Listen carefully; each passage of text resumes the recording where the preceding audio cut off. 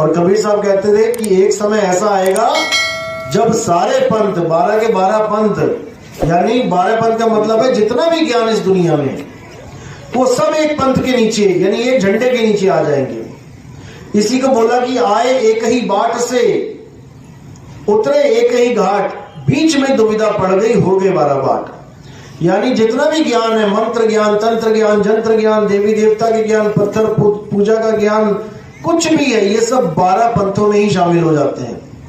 अब इन्हीं पंथों के लोग जो कहीं कहीं अटके हुए थे, अब आके इस सतनाम के झंडे के नीचे शरण लेंगे। 12 पंथों में यानी अन्य पंथों में क्या बताया जाता है?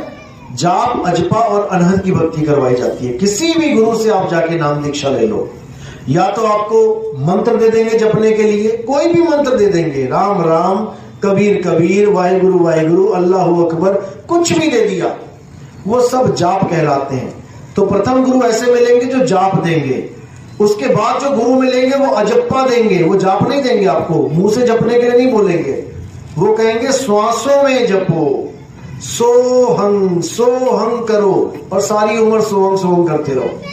इसको अजप्पा जाप कहते हैं। ये श्वासों में अपने आप हो रहा है, इस आवाज में सुरत को स्थिर करना होता है और पवन के साथ आपका गठजोड़ करवा दिया जाता है। अब आप पवन के साथ जुड़ गए हो, यानी पवन भी एक तत्व है, अब आप तत्व के साथ जुड़ गए हो। अब तीसरे प्रकार का जो गुरु मिलता है वो क्या करता है? वो आपको कानों में उंगलियां देके ब्रह्मनाद से जुड़वा देता है, यानी अनहद नाद से जुड़वा देता है। अब आप अनहद की नाद सुनते हो, तान सुनते हो, 5 तत्वों की 5 धुनें सुनते हो और आप अनहद को ही परमात्मा मान के बैठ जाते हो। अब इसके बाद जो गुरु मिलेगा आपको वो है सार शब्द का भेदी गुरु। वो ना तो आपको जाप के मंत्र देके ये कहेगा कि सारी उम्र जपो, ना वो आपको सुहम सांस के साथ कोई मंत्र देगा कि इसको सारी उम्र जपो, ना ही वो आपको कहेगा कि कानों में उंगलियां डाल के आवाज को सुनो।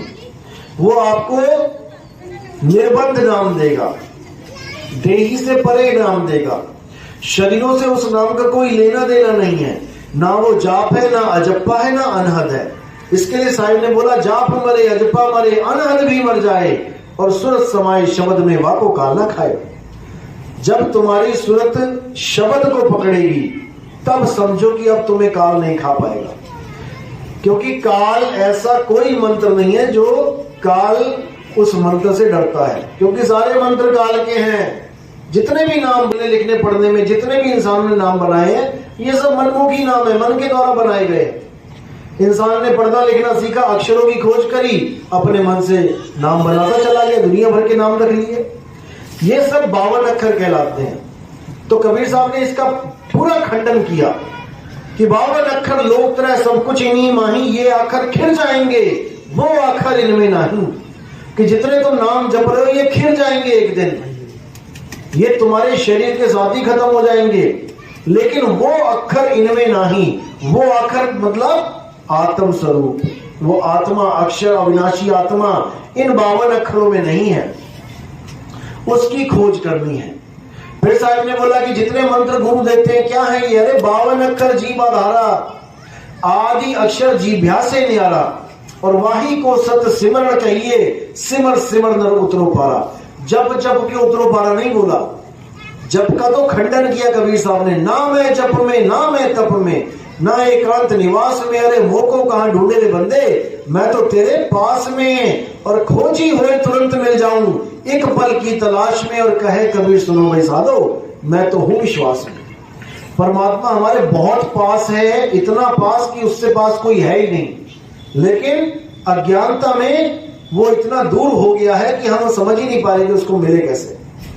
वो इतना पास है जितना दूध में घी है, वो इतना पास है जितना तिल में तेल है, वो इतना पास है जितना नाभि में कस्तूरी है हिरण के, लेकिन ना जानने के कारण भटक रहा है। तो कह रहे कस्तूरी कुंडल बसे और मरग ढूंढे बनमाही, ऐसे रमता राम है ये दुनिया जाने नहीं। वो रमता राम हमारे अंदर रमा हुआ है, घी दूध में रमा हुआ है, लेकिन दूध को समझ में ही नहीं आ रहा कि घी निकले तो निकले कैसे उसमें से, क्योंकि विधि नहीं आती। अब विधि नहीं आती तो दूध में से कोई घी निकाल ही नहीं सकता। दूध को फाड़ भले दे नींबू डाल के, लेकिन घी नहीं निकलेगा। घी कब निकलेगा? जब आपको कोई भेदी गुरु भेद बताएगा कि दूध का ऐसे दही बना, दही को ऐसे मत, मक्खन निकलेगा, मक्खन को ऐसे गर्म कर, उसमें से घी बनेगा। जब भेद पता लग गया, अब दूध के साथ घी भी उसके पास है, नहीं तो घी बाजार से लेने जाना पड़ रहा था। जिसको दूध में से घी नहीं निकालना आता वो बाजार से घी खरीदते हैं। कई लड़कियां हैं जो नहीं सीखती, घर में काम नहीं करती, दूध में से घी निकाला नहीं आता, वो 400-400 500-500 रुपए का घी खरीदते हैं जाके। और गांव की लड़कियां देखो, दूध में के दही बना के दूध से ही उसमें मक्खन निकाल के पूरा मटका भर देती है घी का। क्यों? विधि पता लग गई है। विधि बताने वाले को ही भेदी सतगुरु कहते हैं। तो भेदी सतगुरु की महिमा कबीर साहब ने गाई है कि सोई गुरु पूरा कहा है, 2 अक्षर का भेद बताए, एक छुड़ाए और एक लखाए, तब प्राणी निज घर को जाए। एक तो ये छुड़वा दे, जितने भी मंत्र तंत्र जंत्र है सबको छुड़वा दे, लाइन से छोड़ो इसको, यहां तक कि अंदर से भी बाहर करवा दे, खत्म कर दे बिल्कुल। मुंह से तो जपना नहीं है, अंदर के जो चल रहे हैं उसको भी तोड़वा देना है। एक छुड़ाए एक लखाए, उस अविनाशी आत्मा का ज्ञान प्राप्त करवाए कि वो अविनाशी आत्मा है कहां इस वक्त, है कहां इस वक्त, जो मेरी बॉडी को चला रही है वो है कहां। क्योंकि हमें पूरे शरीर का ज्ञान है, आंख कहां है, कान कहां है, नाक कहां है, बाल कहां है, सब पता है, लेकिन कोई पूछे आत्मा कहां है, ये हमें नहीं समझ में आता। कोई कह देगा आंखों में है, कोई कह देगा कान में है, कोई कह देगा नाक में है, मुंह में है, देखो बोल रही है, कोई कह देगा हृदय में है, कोई कहेगा नाभि में है। लेकिन ये सब सुरत की अवस्थाएं हैं। जाग रहे हो तो आंखों में है, सो रहे हो तो गले में है, और डीप चले गए हृदय में है, नाभि में है, ब्रह्मरंध्र के नीचे है। ये सुरत की अवस्थाएं, ना कि आत्मा की। आत्मा तो अचल है, अडोल है। आत्म अडोल न डोलई, गुर के पाए सुहाय। वो आत्मा अडोल है, वो आत्मा अजन्मा है, वो आत्मा नित्य है, सनातन है, लेकिन उस आत्मा को हम नहीं जान पा रहे हैं। उसी आत्मा को जानना आत्मज्ञान कहलाता है। और आत्मज्ञान का मतलब ये कभी नहीं है कि तुम कोई मंत्र जपो, कभी भी नहीं। आत्मज्ञान का मतलब है कि तुम खुद को जान लो। जैसे कोई आत्महत्या करता है तो इसका मतलब ये नहीं वो किसी और की हत्या कर रहा है, वो अपने शरीर की हत्या कर रहा है, उसको आत्महत्या कहते हैं। जो अपने शरीर की रक्षा कर रहा है उसको आत्मरक्षा कहते हैं। जो अपने जीवन की कथा लिख रहा है उसको आत्म कथा कहते हैं। और जो अपना ज्ञान अर्जित कर रहा है कि मैं क्या हूं, उसको आत्मज्ञान कहते हैं। आत्मज्ञान बिना नर भटके, कभी काशा कभी काबा कभी काशी, जल में मीन प्यासी, मोह देखत आवे हंसी। कबीर साहब ने ये नहीं बोला कभी कि मंत्र ज्ञान बिना नर भटके। आज कबीर पंथ में इतने गुरु बैठे और मंत्र दे रहे हैं कबीर साहब के नाम पे। कबीर साहब तो घोर विरोधी थे मंत्रों के। अरे तंत्र मंत्र सब झूठ है, इनमें ना उलझे कोई, और सार शब्द जाने बिना कागा हंस ना होए। सार शब्द यानी कि तुम्हारा आत्म स्वरूप, जिस आत्मा की वजह से इस मृत शरीर में से, इस 5 तत्व की काया में से ये अक्षर निकल रहे हैं, ये नाम निकल रहे हैं, ये आवाज निकल रही है, वो है तुम्हारी आत्मा जो इस आवाज को निकाल रहा है। उसको जानना है। वो खुद शब्द स्वरूप है, इसीलिए वो शब्दों को पैदा कर रहा है। तो जो पैदा कर रहा है वो है हमारा शब्द स्वरूप, और जो पैदा हो रहे हैं वो है हमारे अक्षर स्वरूप, 52 अक्षर स्वरूप। तो इसी को साहिब ने बोला, हम हैं शब्द, शब्द हम मां और कछु नाही, शब्द न बिन से देही, कहे कबीर हम शब्द सनी। कि मैं शब्द की साधना करता हूं और आपको भी यही कह रहा हूं कि शब्द की साधना करो, यानी अपने आत्म स्वरूप में स्थित हो जाओ। कबीर साहब अपने आत्म स्वरूप में स्थित है, वो विधेय अवस्था को प्राप्त है। हमें भी ये कहते हैं कि तुम भी विधेय हो जाओ, पर कैसे होगे? जब तक तुम्हें भेदी गुरु नहीं मिल गया और तुम्हें विदेही नाम नहीं मिल गया, जब तक तुम विधेय स्वरूप को प्राप्त नहीं हो सकते। तो इसलिए कह रहे हैं कि ध्यान विधेय और नाम विदेहा, 2 लख पावे मिटे संदेहा। पहले ध्यान विधेय मिलेगा कि ध्यान कहां करना है, कैसे करना है, फिर नाम विधेय प्रकट होगा। जब नाम विधेय प्रकट हो जाएगा तब समझ जाना कि अब तुम्हें विदेही ज्ञान हो गया है। अब तुम्हें शरीर की जरूरत नहीं है, जितने दिन लिखे हैं मालिक ने चल रहे हो, और जब इसको छोड़ना पड़ेगा अपने विदेही स्वरूप को प्रकट कर लोगे। इसीलिए बोला साहब ने, शब्द शब्द सब कोई कहे, वह तो शब्द विदेह और जीवा पे आवे नहीं, निरख परख कर ले। विदेह का मतलब है आत्मा। साहिब कह रहे हैं शब्द शब्द सब कोई कहे, हर गुरु कह रहा है हमसे शब्द ले लो, हमसे शब्द ले लो, और देते क्या है 52 अक्षर। साहिब कह रहे शब्द शब्द सब कोई कहे, वह तो शब्द विदेह, यानी जो मेरा शब्द है वो स्वयं आत्मा है। जो मैं ज्ञान देता हूं आत्मा का ज्ञान देता हूं, किसी अक्षरों का शब्दों का ज्ञान नहीं देता।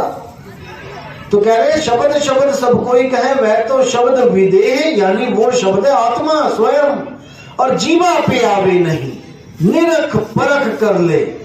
जो मैं नाम दूंगा वो आत्मा का ज्ञान दूंगा कि तुम्हारी आत्मा कहां पे है, ना कि मैं कोई ऐसा नाम दूंगा जो जीवा पे आ जाएगा, क्योंकि जीव पे आने वाले सारे नकली नाम हैं। गुरु ग्रंथ साहब में 5वीं पातशाही ने साहब बोल दिया, कृत्रिम नाम कथे तेरे जीवा, और सत्य नाम तेरा परापुर बोला। कि जितने भी नाम मैं मुंह से बोल रहा हूं, कथ रहा हूं, ये सब डुप्लीकेट नाम है, ये सब इंसानों ने बनाए हैं।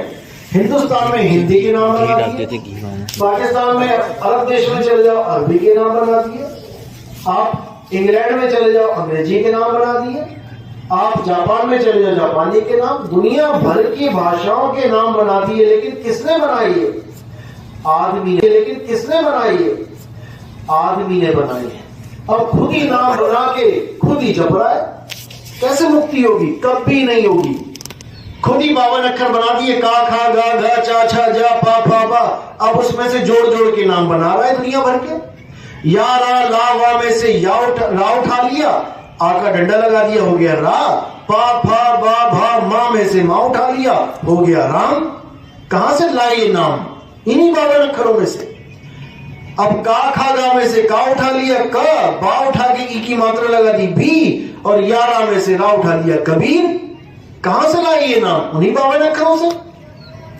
सारे नाम 52 अक्षरों से ही निकल के आ रहे हैं। यहां तक कि तुम्हारे अपने नाम, तुम्हारी जात राजपूत कहां से आया? रा उठाया, जा उठाया, पा उठाया, ता उठाया, लगा दी मात्रा। ब्राह्मण कहां से आया? इन्हीं 52 अक्षर से आया। हरिजन कहां से आया? इन्हीं अक्षरों से आया। ये अक्षर हटा दो, अब बताओ तुम्हारा क्या नाम है, तुम्हारी जात क्या है, तुम्हारा धर्म क्या है, तुम्हारा देश क्या है, तुम कौन से भगवान को मानते हो, तुम्हारा इष्ट क्या है, सब खत्म।